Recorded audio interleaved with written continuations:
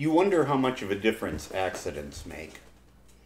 I don't believe the way things work out is happenstance, but I also have trouble believing in destiny.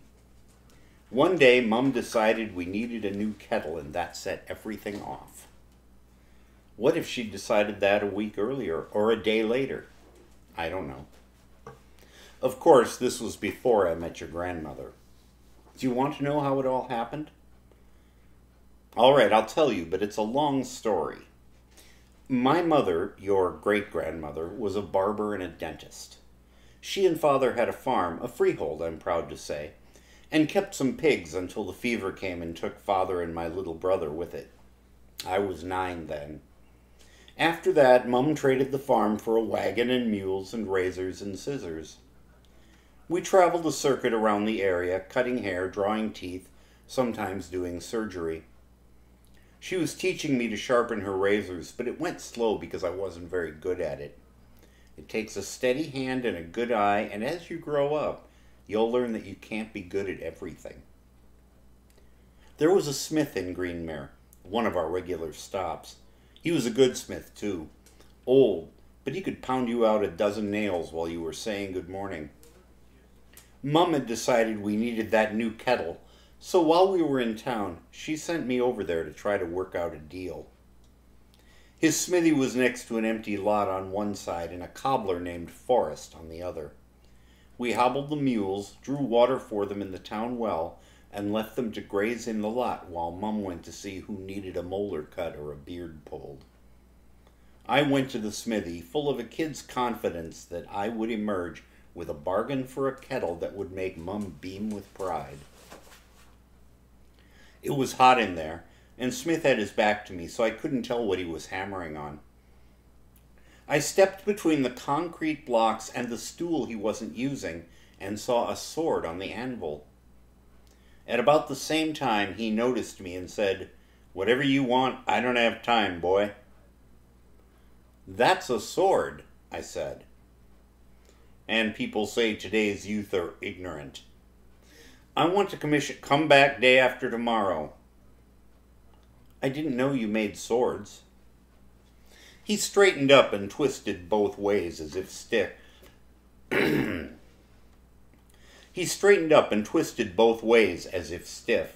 he took a long drink out of something in a wooden tankard. Leave it to a blacksmith to have a wooden tankard, right? He said, "I used to. Still haven't lost the knack." He glanced at the blade, there was no hilt yet, and said, "And this one is special." "Yes, sir," I said. He shrugged. "Not that you'd know a masterwork from something stamped out of a piece of junk steel." "No, sir." "But this is important. It's a gift for His Majesty." "You know His Majesty?" "No, but Lord Beltham does, and he commissioned it." "Wow," I said.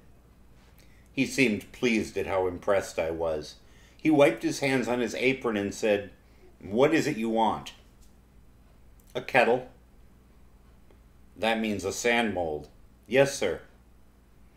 "All right, I'll finish with this sweetheart tomorrow, except for sharpening. If you come by in the afternoon, we can talk while I sharpen it." "Can you show me how?" "I can let you watch," he said more kindly than I'd expected. "But you can't touch this one. She's special. Tonight I'm going to heat her up again and hammer in... No, I shouldn't say. In any case, I'll see you tomorrow." "Yes, sir," I said, and took my leave. We slept, as we usually did, in the wagon. The next day I returned to the smithy in the afternoon, and the sword was on the ground, a gleaming double-edged weapon with a long, sleek blade, gold filament wrapped around the leather hilt, and a red jewel gleaming from the pommel. Next to it, a step away, was Smith, staring up at the ceiling with lifeless eyes. There was no blood, no sign of what had killed him. There was an expression of surprise on his face, but that's not unusual when people die. I don't know how long I stood there. It isn't like I'd never seen a dead person. I'd seen my own father when I was much younger, But this was different. He'd been so very alive yesterday, and now he was just lying there staring up at nothing. I was about to go and find someone to tell, but then my eye returned to the sword with the red jewel in the pommel. I didn't know what the jewel was, but I knew it was worth more than everything Mum and I owned put together. Could I steal it? Could I steal the sword? I thought about it, but I lacked the courage. The punishment for stealing back then was, well, some of you are too young to hear about it. But then it came to me that if I were to deliver the sword, there might be a reward. Perhaps not as much as the jewel was worth, but still welcome. Before I could think about it too much, I picked up the sword, surprised at how light it felt, and resting it on my shoulder, I set off for the castle. Now, you're going to laugh at your old grandfather, because it never crossed my mind that if I picked up the sword and started carrying it away, someone would think I was stealing it, even if that wasn't my intention. The fact is, I didn't even think about that until much later. I can only say I got lucky. No one was about. Evening was approaching by the time I reached the great gate of Castle Greenmere. I hoped it wouldn't take too long. I didn't want Mum to start worrying. As I approached the gate, a guard on the rampart challenged me. I don't now remember exactly what he said, but I remember that I had no idea how to answer him. There are 3 things I've known all my life. Nothing is an accident. True love happens only at first sight. And a town should have only 1 witch. Greenmere had 3. Well, 2.5 since I was still quite small at the time, and honestly, not much of a witch. Not for lack of ambition, mind. I dreamed of great things. Cassandra said it was how I spent all my days, but she was mistaken. My days were taken up with carrying messages between the castle witch and the witch of the woods. You'd think witches would send ravens or speak to each other in dreams, but they sent me. And if I dreamed some along the way, well, no one the wiser, and little harm done. Now, neither witch was what you'd call a natural teacher, but both would let me read from their grimoires or use odds and bobs from their workbenches for practicing whilst I awaited their replies. And they both liked to hear stories from me, almost as much as you do. So maybe you'll grow up to be witches one day. They paid for my tales in honey tea and sweets, and I could often trade the same news for 2 oatcakes, 1 from each witch. So in the morning our story begins, 2 weeks before your grandfather started it. I was up early and waiting in the castle yard to carry a message to the Witch of the Woods. Usually I could do a bit of magic on the guards or slip out through the eastern sally door, but that morning the guards were stationed in 2s and looking like their clothes all had brambles sewn in. Sybil and Britain were waiting by the gate, huddled against the chill, he with a small silver-banded box in his hands, and she with a scroll that bore the Castle Greenmere's seal. I sidled up to them, my hands in the pockets of my cloak. We all have errands early, it seems. No wonder you're the witch's girl with that quick eye, Sigil sneered. I suppose we won't be needing a spell to warm your feet then, I said. I do. Britain turned her pink-nosed face to me. I must go to every seamstress in the town for samples for dresses for my lady for her journey for the king's ball. Too many 4s to sally forth, Sigil grumbled. I was here second, Britain said. You were first and she's come third. There is no 4th. Any second, I said. Britain counted on her fingers, shrugged, and sneezed. Where are you to deliver that? She asked Sigil, eyeing the engraved silverwork of the box. I go first to the seamstress on Brightwell. Perchance you can walk with me. The smithy, Sigil said, the opposite way. Oh. Britain sniffed against the cold. Likely you bear something to be made into a gift for the king should he marry the duke's daughter, she said, and sighed. Sigil tried scraping mud off one boot with another just as muddy, from which I thought he agreed, but had been sworn to secrecy. I also thought the duke's daughter wasn't much to look at, nor very bright, so whatever Lord Beltham believed would sweeten the pot must be quite sweet indeed. Which put me in mind of the witches and what they might feed me for news of such a secret thing. They'd be hungrier than I was to know what Sigil carried. I'll give you a spell for safe travels, I told him, if you let me see. I'll give you a kiss. Britain easily outbid me. A proper one? Sigwell defined what he meant by that in more detail than I'll repeat, because some of you are too young to hear it. But Sigwell explained and Britain agreed, and they looked around the courtyard for a private spot to make their trade.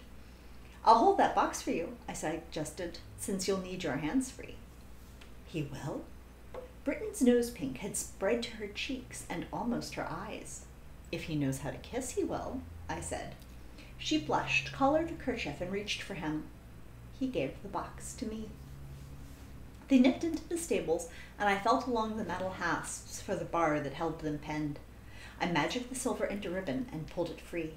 I lifted the lid, and the box nearly fell from my hands. The ribbon did. Nestled in black silk, inscribed with runes, lay a gem as large as a pullet's egg. Even in the gray of morning it shone, smooth and glittering. It was clear as spring water, smooth as a baby's gums, and as hungry. The iron in my blood sang to feed it, and my teeth ached like their roots had caught fire. The morning's gentle air seized me, and the lid snapped shut with my shaking. The gate guards shouted to the tower watch, and with a rasping like the breath in my lungs, the gates began opening. Britain and Sigwell would hear and soon come running.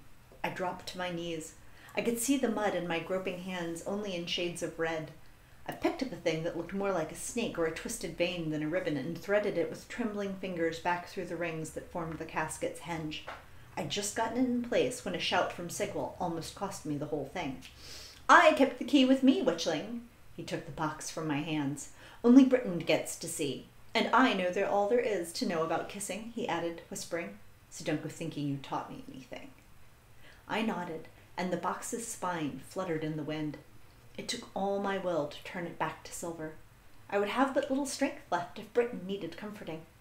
I found her doubled over, giggling. "He put his fingers in my mouth," she told me.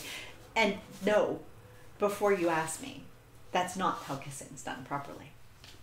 I left out only that bit of biting when I told the witch in the woods my story, and she gave me 2 whole oatcakes, which I ate as I awaited her reply.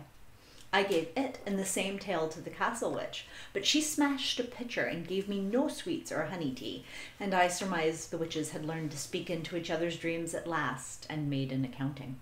When she regained her temper, the castle witch charged me. "When next you see that stone again, no matter how it looks or if it's changed, you will know it. It is a stone of great magic and dark destiny."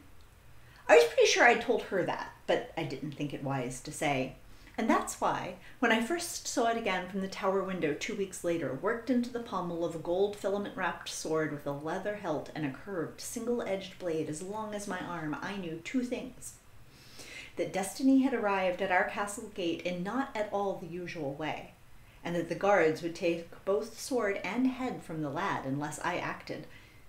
But invisibility is a difficult spell, and I don't know, I didn't do it purposefully, but with the way he was carrying it in a bit of a panic, I cloaked that curved, one-edged sword as a leg of lamb. I stood at the gates, with the sword over my shoulder and the guard bellowing, "Speak up, boy!" at me. So I yelled as loud as I could, "A delivery for Lord Beltham!" He grunted and turned away, I guess speaking to someone else, then turned back and said, "All right, then." A man-sized door within the gate opened, and there was another guard who gestured to me with his head. "Follow me, boy. I'll show you to the larder." The larder? Were they going to feed me? Was that all the reward I was going to get for delivering this? Instead of a magnificent 2-edged, straight-bladed sword, I was carrying a leg of lamb. I stood there as if my legs had grown into the flagstone and sprouted roots. That was my first encounter with magic. And of course I didn't think to myself, something magical has happened. I thought, I must be losing my mind. The guard grabbed me by the arm and jerked me along. I guess he thought I was some straw-haired farm boy overcome by the majesty of it all. I followed him. It was a good thing my feet knew their business without orders from my head, because my head just wasn't doing any of the sorts of things I expected to. As we walked, he said, "If you get grease on me, I'll skin you." It was a few steps after that when I had my first clear thought, which was, I wonder why I don't have grease on my hands. Right then, a little slip of a girl with her hair pulled back tight and smudges on her face said, "Here's that leg at last. I'll take care of him from here, sir, and I don't envy the hiding he's going to get for being so late, I'll tell you that by the 6 mountains." The guard looked at her. "Do I know you, girl?"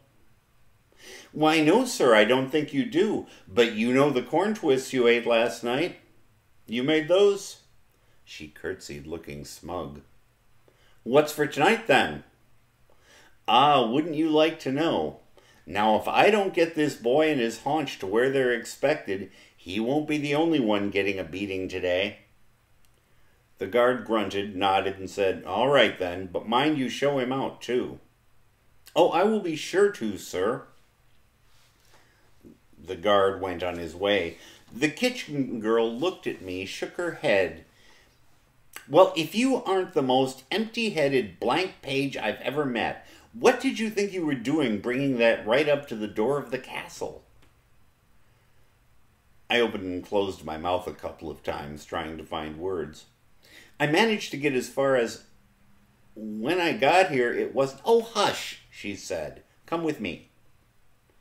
Her hand was cool and dry, and she was stronger than she looked.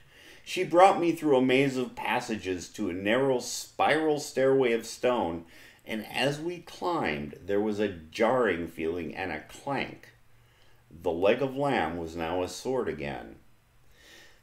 "How? Oh, do come on before we're both caught and sent to the question." I didn't know what the question was, but it sounded scary. So I followed her swishing skirts. They looked like a badly made quilt, if truth be known, up the stairway, holding that double-edged sword once more. Once I'd cloaked the sword as a leg of lamb, I had no idea what to do next. I didn't know how long the spell would hold, and I was terrified the poor lad carrying it would argue with the guard about what it was, or try to explain what it had been, which would have ended badly. The guard was dragging him along by the elbow, and, well, once you dive in, you can't get more wet. I plunged through the courtyard, exclaiming about how late the leg was. "Oh," I cried, "here's that leg at last." And that was the only thing I could think of to say. Luckily, your grandfather, as you know, has always been ready with words. "Hey, thank you, sir," he said to the guard. "I'm sure this kitchen lass can show me the rest of the way." The guard looked at me. "Do I know you, girl?" he asked. I don't know," I said, trying not to let my voice squeak. How was I to know what he knew? "I bet you know that fine stew you had last night," the boy said. "I do indeed," the guard chuckled. He squinted at me. "Did you make that?" "She had a hand in it," the boy said, "but it had only been 2 fingers and just for a pinch of the meat." "And what's for tonight?" the guard asked me. "I'm sure she'll outdo herself," the boy said. "But now, if she doesn't get me and this fine specimen where I'm expected, I fear there'll be tears in the tubers tonight." The guard grinned and left, and I turned to the boy. "How did you know there was stew?" I asked him. "There's always stew," he said, which is true. "And tubers. Are you a witch? What's your name?" "What?" I said, "No." "Pleased to meet you, what?" he said. "My name's Cutterson. Maybe you should take me to the Duke now." I got my wits about me then, and gathering my long skirts of very thin weave that were nothing at all like a quilt, I graciously took the lad by the hand and led him through the castle's passageways. On the spiral stairs of the witch's tower there was a shiver in the air, a dull clank, and the leg of lamb he still shouldered turned back into a sword. At the very top, the spiral stairs opened up to a circular area with 2 doors.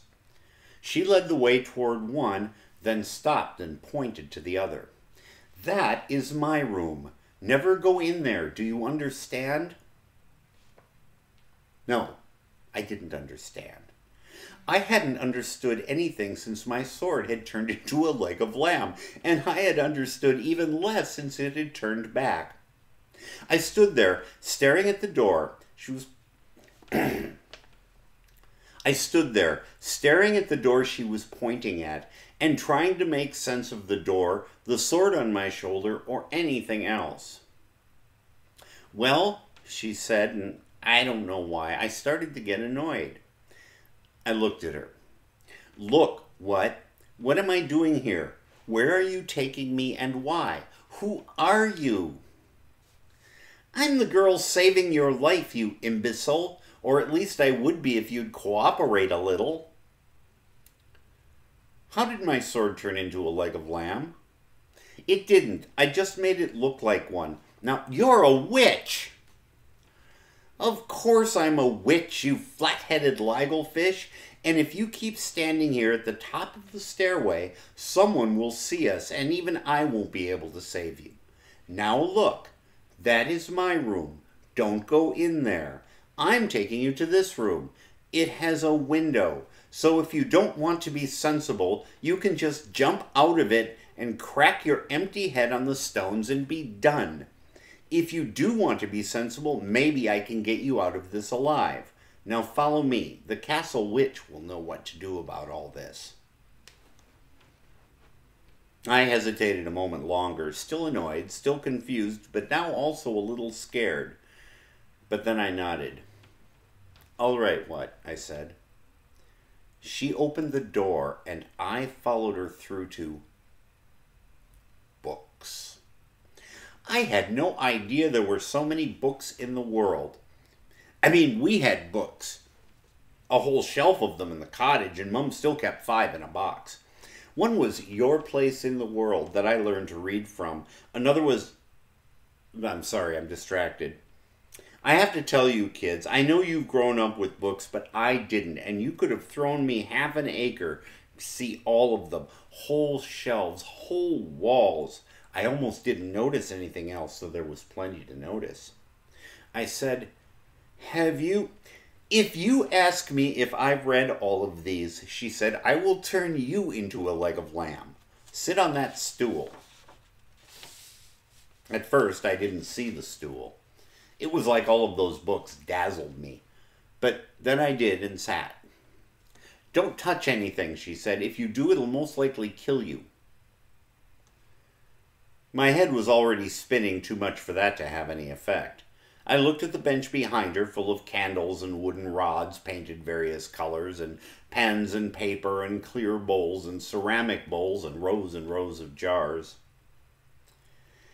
Well, she said, what am I to do with you and that magnificent, long, straight, double-edged sword of yours? I said no such thing. Why would I, when the sword he carried was most certainly not double-edged, nor straight, nor half as long as he'd like to think.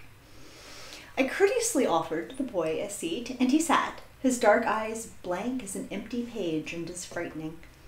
I set about tidying up. It was what I did when I had some time between errands, and if a few things tumbled into my apron pockets, well, no one the wiser and little harm done. I worked and he sat until it seemed my old milking stool had grown a boy-shaped mushroom, with a mushroom's worth of care for his own fate. Did he understand he'd nearly died that day? Did he realize he still well might? Speak truth, I charged him. Did you steal this one-edged blade? No! He drew himself up to a mushroom's full dignity. How did it come to be in your... I corrected myself. Over your shoulder. I found it in the smithy, he told me. The smith was dead, and this was lying in the dust at his feet. The witch will never believe that, I said. She'll send you to the question whose job it is to cut to the truth of things. I don't think I'd like that, he said. I'm going home. My mother will be missing me. I thought it would be nice to have such a thing as a mother, but I lived in a castle with fine clothes and important errands, and I would be a witch some day. Right, I told him. Off you pop. You can leave the sword with me. But he wouldn't. No matter how I explained that it wasn't his, it was the Duke's, forged as a gift for the false king, and that any who saw him with it would kill him for theft. But he was stubborn even then. He wanted his rewards, so I offered him a trade. You don't have anything worth as much as this, he said. We'll see, I answered him, because in truth I did. But the witch will be here any instant, I told him, so the question you must pose to yourself, if you can manage such a thing, is this. Do you want what I offer in trust against the return of this sword, or do you want the witch of the castle to find it resting across your knees? He gave it to me. I took it by the blade and hilt like they do in knighting ceremonies and carried it to my chamber. It wasn't really a chamber. No one had thought to assign me one when I arrived at the castle. I'd been happy enough in the kitchen bunks when I was young, but that's no fit place for a witch to sleep. Witches sleep in chambers.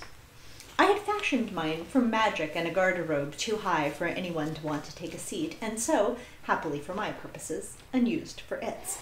My magic made it seem unchanged to any eyes but mine, so when I opened the door I saw not a wooden bum slat and a mat made of old twine, but my own bed, cozy if a bit short, and a soft wool rug. I wrapped the sword in the rug and felt about what I had promised the boy in trade. I hadn't lied when I said my little stone and chain was of greater value than his sword, but I also hadn't specified. I hadn't said to me. To me, it was worth more than anything. I'd always had it, and I knew, without knowing how, through magic doubtless, that it had been my mother's once, which was all I knew of her. The rug-wrapped sword was too big to fit beneath my bed, though, so I thought to hide it beneath the witches until I could explain. I took it and my amulet back to her chambers with me. The boy sat where I had left him, still as a lichen and just as chatty. "Here," I said, thrusting my precious silk-wrapped bundle at him. I was a little cross, I suppose, at having to let it fall into hands such as his. "We'll tell the castle witch." "What?" the witch rounded on me. I hadn't seen her there, and I didn't envy the boy having been discovered in her chambers without me there to explain. "Everything, of course," I stammered. "Lady, you charged me once, if ever again I saw the sword which crossed my path a fortnight now past, to speak at once to you. This very day I learned the stone I told you of had been worked into a sword, and its color changed from clearest light to deepest red, and—" "What? Leave off the poetry." I sighed and began again. I told the witch everything as plainly as the boy had told me. "Right," the witch said. "Go home," she told him. He glowered at me and didn't move. "What took—" he faltered. "My leg of lamb?" The witch waved her hand dismissively and gave him 2 coins, a silver and a copper piece. "This should be enough to cover whatever we ate. Now run along, your mother and whatnot." He left, and the witch turned to me. "Let me see that." She held out her hand for the sword. Mum and I got on well. She was very affectionate and always glad to see me and never too busy to spend time with me singing or reading together. This time, as I returned to the wagon, she said, "Where have you been? You should have been here an hour ago. Did you order the kettle?" "No, Mum. The smith—" "Fool of a boy! How hard is it to ask a smith to—" "He's dead. Don't interrupt. To order—" "What?" "He's dead." After a moment she said, "Oh, well, have some dinner." "I got some coins," I said, as I took the pheasant from the fire. 1 and 1. "How did you get them? Were you begging? Don't lie." "No, Mum. I ran an errand to the castle." "You?" "Yes, Mum." "What errand?" The pheasant was overcooked, but that was my fault for being late. I told her about finding the smith and the sword and bringing it to the castle. I sort of skipped the part about the witch girl, and I didn't tell her about what was in my pocket. Of course, I didn't yet know what it was. I'd been in too much of a hurry to get back to Mum to avoid a whooping. And now I couldn't. There was no way to get out from under her eye before dawn. But I was wrong. Mum took the silver, left me the copper, and said she was going to the tavern, and with only the words, "Mind you behave," she was off. She didn't tell me what behaving meant today, so as soon as she was gone, I took the bundle out of my pocket. I wasn't sure what the material was, but I'd never felt anything so soft and smooth. It was a very light red, a color I'd never seen before. I unwrapped it. Inside the wrapping was a silver chain of amazing tiny links, such as would be beyond the skill of any silversmith I'd ever met. Attached to it by a small setting was a polished stone, no bigger than the tip of my least finger, rounded to a neat oval with bands of white and different shades of blue.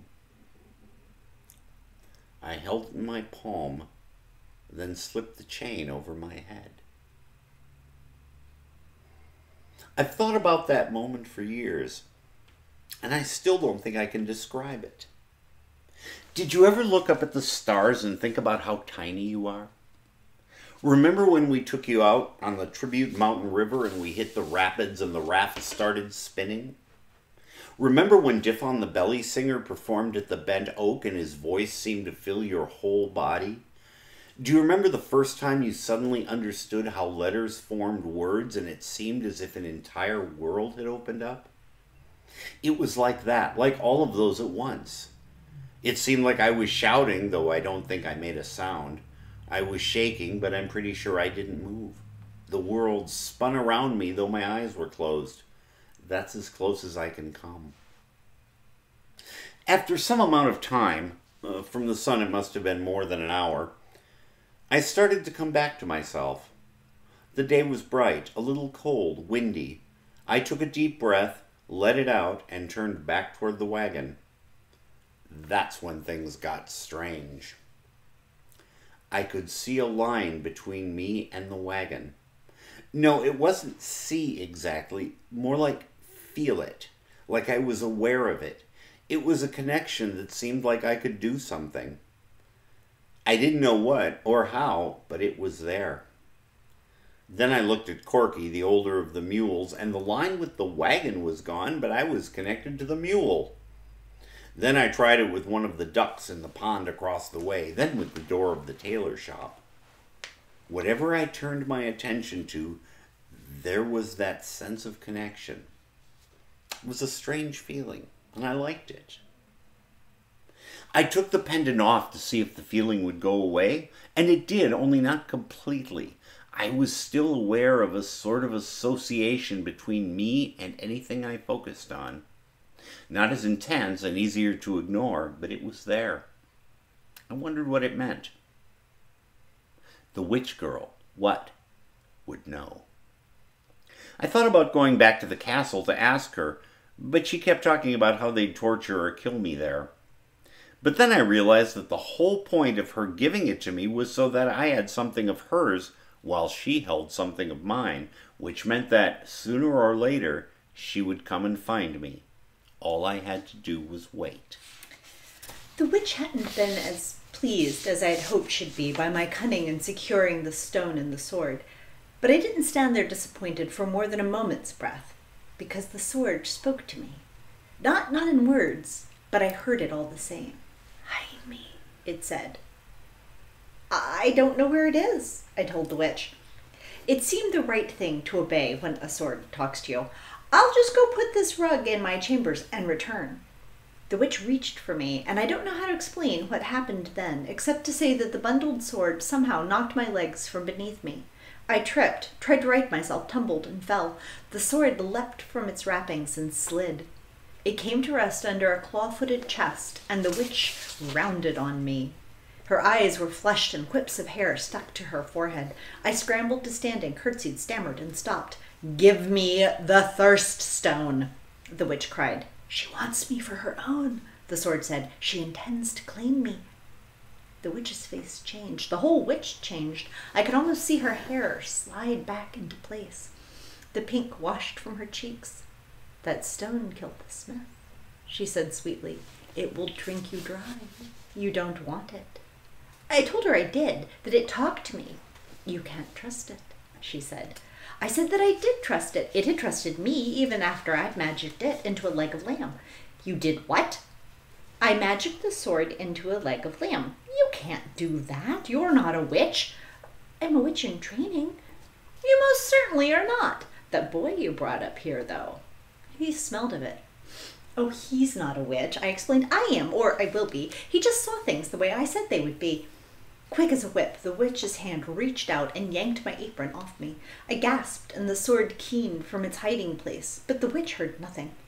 She dug into my apron pockets and pulled out 2 coins, both half-coppers, and a nice piece of string, and an amulet I'd borrowed from the woods witch, and a totem bag I'd made myself, and a page I'd copied from a grimoire for studying. "This!" She held the paper up. "This is all your magic right here. You have none of your own, no power at all, beyond a mighty gift for self-delusion and imagining. You're a marred page, all doodles and chicken scratch and crossed-out bits. You're certainly no witch, never was, never will be." She balled up my apron and threw it at me. She turned her back and stalked to her workbench and began digging through the books and jars, pouches and vials, searching for something. If she said what she sought, I could have found it for her. I often did such things, but she didn't say, and really, I don't think I would have been much use to her right then. She had punctured me. I felt hot, boneless, and melting. I sat down on the chest and tried to keep breathing. It seemed more than I could manage. I wasn't a witch. I couldn't do anything. "Finally!" she cried, finding her wand at last. She turned to face me and raised it. She spoke to it in words that rang in my ears and deafened me. She leveled it at my eye. The heavy wooden chest shot out from under me. My bum hit the floor, my hand fell on the sword, my fingers wrapped around the hilt, and the witch's cruel spell flew. My body shot into the air and landed on its feet. It was strong and poised and balancing. The sword caught the spell and bounced it away. "You have no magic!" the queen cried. "How dare you deflect mine?" She raised the wand again, and the sword moved my arm.